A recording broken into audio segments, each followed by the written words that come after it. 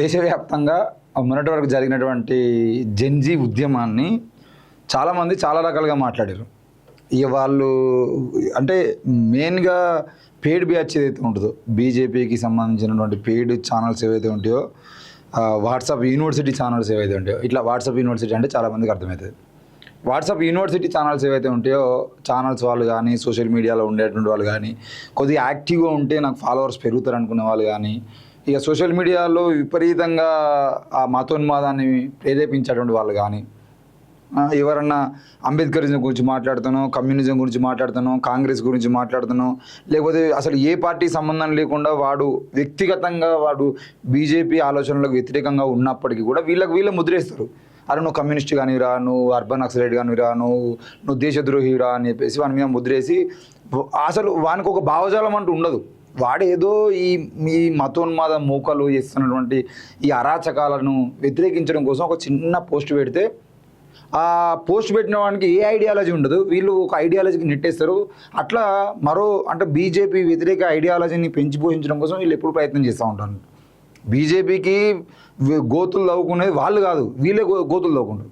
వీళ్ళందరూ మొన్నటి వరకు ఏమని మాట్లాడారంటే, ఢిల్లీలో కాక్రోచ్ జనతా పార్టీ అనేది ఒకటి ఏర్పాటయి ఆయన అభిజిత్ దీప్కి వచ్చి ఢిల్లీలో ఒక చిన్న నిరసన ర్యాలీ కార్యక్రమం చేసి, తర్వాత నిరసన కార్యక్రమాన్ని కంటిన్యూ చేసి, ఏది ఏమైనా ధర్మేంద్ర ప్రధాన్ రాజీనామా చేయాలని చెప్పేసి ఆయన చేసినటువంటి డిమాండ్, దానికి సోనం వాంగ్చుక్ సపోర్టు, నిరాహార దీక్ష, ఇవన్నీ జరుగుతున్న క్రమంలో ఒక్కొక్కడు వానికి నోటికి నచ్చినట్టు మాట్లాడకుండా వచ్చింది. ఇక వాళ్ళు ఏం మాట్లాడతారు అనేది కూడా వాళ్ళ తెలియదు. అరే నేను మాట్లాడుతున్నా కనీసం జనాలు చూస్తారు కదా, ఉమ్మేస్తారు కదా, నేను తప్పు మాట్లాడితే సిగ్గుండాలి కదా నాకు అనేది వాళ్ళు ఎప్పుడు ఆలోచించరు. ఎందుకంటే వాళ్ళకు ఇక మనం అనుకునేటువంటి ముచ్చట్లు ఏమి ఉండవు కాబట్టి వాళ్ళకి నచ్చింది వాళ్ళు మాట్లాడారు. ఇక కొంతమంది అయితే ఊగిపోయారు, సిగాలు ఊగిర్రు. వాళ్ళందరి పరిస్థితి ఇప్పుడు ఏం జరుగుతుందో మనం చూస్తూనే ఉన్నాం. విపరీతంగా ట్రోలింగ్స్, ఆ ట్రోలింగ్స్ చేస్తున్నటువంటి వాళ్ళ మీద ఏం చేయాలో అర్థం కాకపోయే కేసులు అవన్నీ నడుస్తూనే ఉన్నాయి.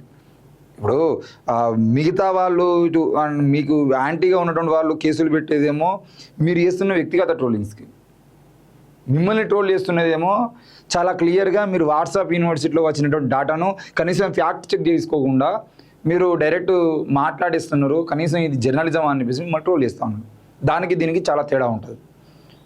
నిన్న వీళ్ళందరి మొహం మీద ఇంత పెండేసినట్టుగా ఆర్ఎస్ఎస్ చీఫ్ మోహన్ భగవత్ గారు చాలా క్లియర్గా చెప్పారు, ఉద్యమాలు వస్తాయి, పోరాటాలు జరుగుతాయి, జెన్జీ ఉద్యమాలకు తప్పకుండా ఆ ఉద్యమాలు జరగాల్సినవే అని చెప్పేసి ఇన్ని రోజులు వీళ్ళు ఎవరైతే మేము సనాతన ధర్మ పరిరక్షకులం అని చెప్పేసి మాట్లాడారో వాళ్ళందరూ ఇప్పుడు మాట్లాడాలి కదా మరి ఆర్ఎస్ఎస్ మీద.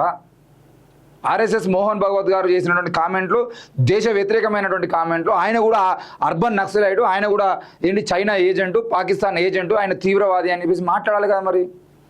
ఇప్పుడు జెన్జీ ఉద్యమానికి మద్దతు ఇచ్చిన వాళ్ళందరూ దేశద్రోహులని మీరు మాట్లాడినప్పుడు ఈరోజు ఆర్ఎస్ఎస్ చీఫ్ మోహన్ భగవత్ కూడా అదే కామెంట్స్ చేసింది కదా. మరి ఆయన కామెంట్ల మీద మీరెందుకు రెస్పాండ్ కావట్లేదు? ఆర్ఎస్ఎస్ మోహన్ భగవత్ని మీరెందుకు దేశద్రోహి అనట్లేదు?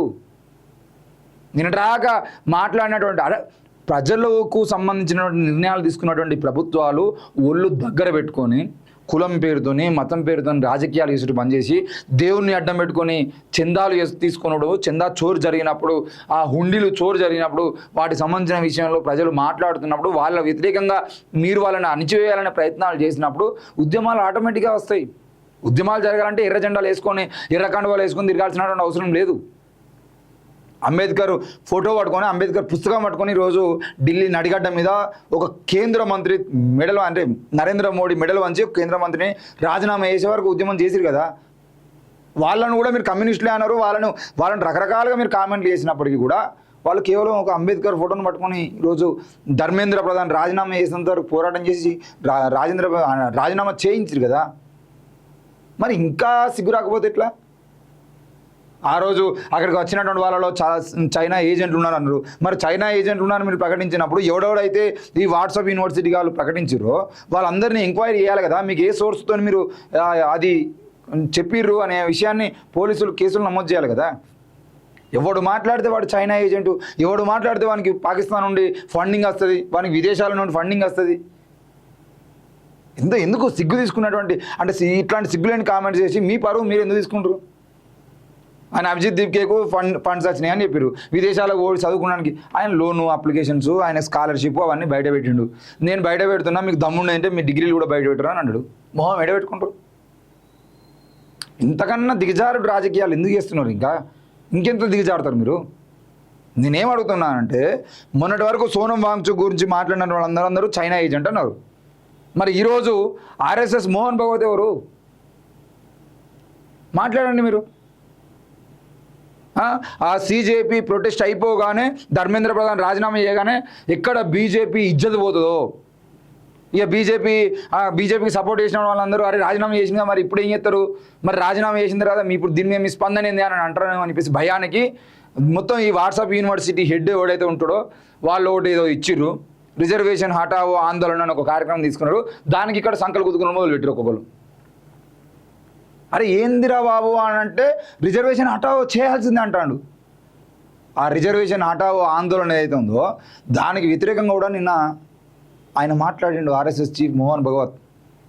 ఇప్పుడు మాట్లాడండి, మరి వివక్ష ఉన్నన్ని రోజులు తప్పకుండా ఈ దేశంలో రిజర్వేషన్లు ఉండాల్సిందే అని చెప్పేసి నిన్నటి వరకు అంబేద్కరిస్టులు మాట్లాడారు, నిన్నటి వరకు కమ్యూనిస్టులు మాట్లాడారు, నిన్నటి వరకు ఈ రిజర్వేషన్లు ఉండాలి అని చెప్పి సపోర్ట్ చేసేటువంటి వాళ్ళందరూ, రిజర్వేషన్ అనుభవిస్తున్న వాళ్ళందరూ మాట్లాడారు కావచ్చు. కానీ ఈరోజు మీరే చెప్పుకునేటువంటి మీ ఆర్ఎస్ఎస్ చీఫ్ మోహన్ భగవతే చాలా క్లియర్గా ఆయన చెప్పడం జరిగింది కదా. ఇప్పుడు మాట్లాడండి. మరి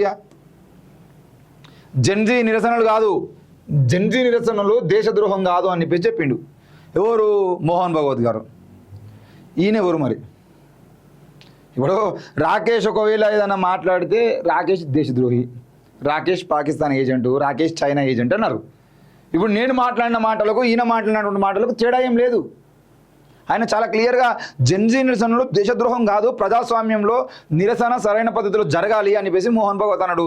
జెన్జీల పట్ల నమ్మకం ఉంది అని చెప్పిండు ఆయన. రిజర్వేషన్లు కొనసాగాలి. IIMUN వార్షికోత్సవంలో ఆర్ఎస్ఎస్ చీఫ్ స్పీచ్ ప్రశ్నిస్తున్నందుకు యువతను తప్పుపట్టడం కంటే చర్చల ద్వారా వారి మనోగతం వినాలి. వాళ్ళు మన సొంత మనుషులే. ప్రజాస్వామ్యంలో నిరసనలు ఒక భాగం. నేటి యువత గత తరాల కంటే చాలా నిజాయితీగా ఉంది. ప్రతి విషయాన్ని గుడ్డిగా అంగీకరించకుండా లాజికల్గా ప్రశ్నిస్తుంది. విద్యా వ్యవస్థలో లోపాలు ఉన్నాయని ఉన్నప్పుడు యువత గలం విప్పడం సహజం. విద్య అనేది వ్యాపారం కావద్దు. ఎవరన్నారు ఈ మాటలు? మోహన్ భగవత్ అన్నాడు. విద్య అనేది వ్యాపారం కావద్దు, యువత గలం విప్పడం అనేది సహజం. ఈ సహజం అనేది ఏదో ఆ సహజంగా జరుగుతున్నటువంటి ఆ గొంతు విప్పేటువంటి కార్యక్రమాన్ని మీరు కాంగ్రెస్ అని, మీరు కమ్యూనిస్ట్ అని, మీరు దేశద్రోహులని, మీరు అంబేద్కరిస్టులు అని చెప్పేసి మాట్లాడితే, మొన్న ఇక్కడే ఇందిరా పార్క్లో ధర్నా చౌక్లో ధర్నా జరుగుతున్నప్పుడు ఒక అమ్మాయి లేచి నిలబడి ఎస్ మా కుటుంబ సభ్యులు కూడా బీజేపీ వాళ్ళే అయినా బీజేపీ వాళ్ళు దొంగలే అని మాట్లాడింది. వచ్చినటువంటి వాళ్ళు చిన్న చిన్న పిల్లలు వాళ్ళ ఎమోషన్స్ని ఏదో కంట్రోల్లో లేకుండా మాట్లాడేస్తారు. మాట్లాడినటువంటి వాళ్ళని విపరీతంగా చంపేస్తాం, రేపులు చేస్తాం. నరేంద్ర మోడీయే క్షమించిన అని చెప్పేసి మాట్లాడిన తర్వాత ఈ నరేంద్ర మోడీ వారసులు అని చెప్పుకున్నటువంటి ఈ బత్తాయిలు 24 గంటల పాటు చంపుతాం, రేపులు చేస్తాం, అది చేస్తాం, ఇది ఏం చేస్తారు? ఎంతమందిని రేపులు చేస్తారు? ఎంతమందిని చంపుతారు? రేపు పొద్దుగాల మీ అక్కా చెల్లెలు వాళ్ళకు రారా? అరే ఒక ఆడపిల్లను అత్యాచారం చేసి వచ్చేదంటే నీ అక్కా చెల్లెలు ఇంకోటి అత్యాచారం చేయడా? నీకే ఉన్నాయి అమర్మంగాలు. వాటికి సంబంధించిన విషయంలో మాట్లాడుతున్నటువంటి మర్మామయాల గురించి మాట్లాడుతున్నాడు ఒకడైతే. అసలు ఆ కామెంట్లు చూస్తే మా మిత్రుడు PV న్యూస్ ప్రభాకర్ వీణవంక గారు ఒక చిన్న బయట తీసుకుంటారు ఒక అమ్మాయిది. ఆయన పెట్టినటువంటి హవర్స్లోనే దాదాపు 1000 మంది చూస్తారు. కామెంట్లు విపరీతంగా వస్తాయి. ఆ అమ్మాయి సోషల్ మీడియా అకౌంట్ తెచ్చుకొని బెదిరించడం మొదలుపెట్టిరంట. అమ్మాయి ఫోన్ చేసి అన్న దయచేసి ఆ వీడియో డిలీట్ చేయండి అని అంటే మనోడు డిలీట్ చేసిండు. అయినా కూడా ఆపలేదు. విపరీతం నోరు తెరిస్తే అసలు కామెంట్లలో మర్మావయాల గురించే. వానికి ఇంకేముండదు. వానికి అమ్మ ఉన్నదా, వానికి అక్క ఉన్నదా, వానికి చెల్లె ఉన్నదా, ఇక అన్ని విషయాలు ఏం పట్టించుకో. ఒక ఫేక్ ఐడి క్రియేట్ చేసుకున్నామా, లేదంటే సోషల్ మీడియాలో ఒక ఐడి క్రియేట్ చేసుకొని దానికి ప్రొఫైల్ లాగా పెట్టుకున్నామా, మంది వాళ్ళ మీద పోయి మొత్తుకున్నామా? ఇదే. అరే నువ్వు పెడుతున్నటువంటి కామెంట్లు తీసుకుపోయి మీ ఇంట్లో మీ అమ్మకో, మీ అక్కకో, మీ చెల్లెకో ఇచ్చి చదవమని కనీసం. ఇవి ఉండవు. ఇప్పుడు వస్తారు కామెంట్లకు ఒక్కొక్కరు. సిగ్గుండాలి. ఈ దేశంలో ప్రశ్నిస్తున్న యువత ఎందుకు ప్రశ్నిస్తున్నారు? వాళ్ళు ప్రశ్నించేటట్టుగా, అరే మొన్న జరిగినటువంటి ఆ నీట్ పేపర్ లీకేజ్లో లక్షల మంది ఆ పేపర్ నీట్ ఎగ్జామ్ రాస్తే మెజారిటీగా నష్టపోయింది హిందువులేరా బాబు అని చెప్పేసి మాట్లాడితే కూడా లేదు ఎవడో అంటే నేను పేపర్ లీకేజ్ అయిన తర్వాత కూర్చొని గట్టిగా చదువుకునేదంటే నాకు ఈసారి బాగా మార్కులు వచ్చాయని చెప్పిండు. బాగా మార్కులు వస్తాయిరా భయ్, నువ్వు ఇంట్లో నువ్వు మళ్ళా కూర్చొని చదువుకునేటువంటి పరిస్థితులు నీకున్నాయి, కానీ మిగతా వాళ్ళకు లేవు కదా. మెజారిటీ అటువంటి ప్రజలకు ఆ చదువుకునేటువంటి పరిస్థితులు లేకనే కదా వాళ్ళు రోడ్ల మీదకి వస్తున్నది. ఒక్కసారి గ్రూప్ 1 క్యాన్సల్ అయ్యేది ఉంటే ఆత్మహత్యలు చేసుకునేటువంటి పరిస్థితులు ఎందుకు వస్తున్నాయి? ఇంకో 4 ఏళ్ళకు మళ్ళీ కొడతా అనేటువంటి పరిస్థితులు చాలామందికి ఎందుకు ఉండట్లేదు? ఈ పేపర్ లీకేజ్ల ఈ సంస్కారం లేకుండా పేపర్ లీకేజ్ జరుగుతూ ఉంటే, ఇదే ఆనవాయితీ కొనసాగుతూ ఉండేది ఉంటే, పేపర్ లీకేజ్ జరిగేది ఉంటే కొనుక్కునేటువంటి పరిస్థితుల్లో మీరు ఉన్నారా? కొనుక్కునే పరిస్థితుల్లో లేని వాళ్ళ పరిస్థితి ఏంది? 24 గంటల పాటు రిజర్వేషన్ మీద పడి ఏడ్చేటువంటి ఈ విధవలు ఇక వాళ్ళని ఎన్ని తిట్టినా వేస్టే. వీళ్ళకి ఎట్లా అర్థమవుతుంది? ఈరోజు దేశ యువత ఎందుకు ప్రశ్నిస్తున్నారు? ప్రశ్నించే విధంగా ఎందుకు బీజేపీ పాలన వస్తే కాంగ్రెస్ అవినీతి పాలన అని చెప్పేసి మాట్లాడి ఆ రోజు అన్నా హజారే ఈయన ఆ కిరణ్ బేడి వాళ్ళందరూ కలిసి అవినీతి పాలన అంతం చేయాలంటే బీజేపీ రావాలని చెప్పేసి దేశం గుజరాత్ మోడల్ అని చెప్పేసి చేసుకుంటూ మాట్లాడుకుంటూ నరేంద్ర మోడీని మన నెత్తి మీద కూర్చోబెట్టి 12 ఏళ్ళు దాటుతా ఉంది కదా. ఈ 12 ఏళ్లలో కూడా ఎందుకు అభివృద్ధి కాలేదు దేశం? ఎందుకు పేపర్ లీకేజీ లేనటువంటి దేశంగా ఎందుకు మార్చట్లేదు? మనకన్నా చిన్న దేశాలు ఈరోజు పేపర్ లీకేజ్ కదా కనీసం అక్కడ అవినీతి లేకుండా పాలన కొనసాగిస్తున్నాయి కదా. ఇంకెన్ని రోజులు ఈ అవినీతి పాలన చేస్తారు? దేశ సంపదను మొత్తం ఒకరిద్దరి చేతుల్లో పెట్టడం కోసం ఆమె దేశాన్ని పాలించేది. మేము మాట్లాడితే దేశద్రోహం, ఈరోజు ఆర్ఎస్ఎస్ఏ మాట్లాడుతుంది కదా. వివక్ష ఉన్నంతకాలం రిజర్వేషన్ ఉండాలి రా బాయ్. మీకు దమ్ముంటే వివక్ష తీసేయండి, కుల వివక్ష తీసేసి కులాలను తీసేసి మీరు రిజర్వేషన్ తీసేయండి. ఇప్పుడు అసలు కులాలే లేకపోతే రిజర్వేషన్లు ఉండే కదా. మరి కులాలే లేనప్పుడు రిజర్వేషన్లు ఉన్నాయనే ఆ విషయం మీకు తెలిసినప్పుడు కులాల గురించి మాట్లాడకుండా రిజర్వేషన్ గురించి మాట్లాడతారు ఎందుకు? రిజర్వేషన్లు ఎందుకు ఇచ్చిర్రు? 1000 ఏళ్ళు వస్తున్నటువంటి వివక్ష గురించి కదా. మరి ఆ వివక్ష పోతే కులం పోతుంది కదా. 24 గంటల పాటు ఏం తెలియకుండా వాట్సాప్ యూనివర్సిటీలో ఒక మెసేజ్ వచ్చిందా, వాడెవడో ప్రొఫెసర్ కాడో ఇంకోడో ఏదో సోది. ఇక వీళ్ళకు మైండ్ మొత్తం ఆవు పెండ ఉంటుంది కాబట్టి ఆవు పెండతో ఆలోచించి ఒక పోస్ట్ రాసి పంపిస్తారు. దీన్ని ఫార్వర్డ్ చేసిరే.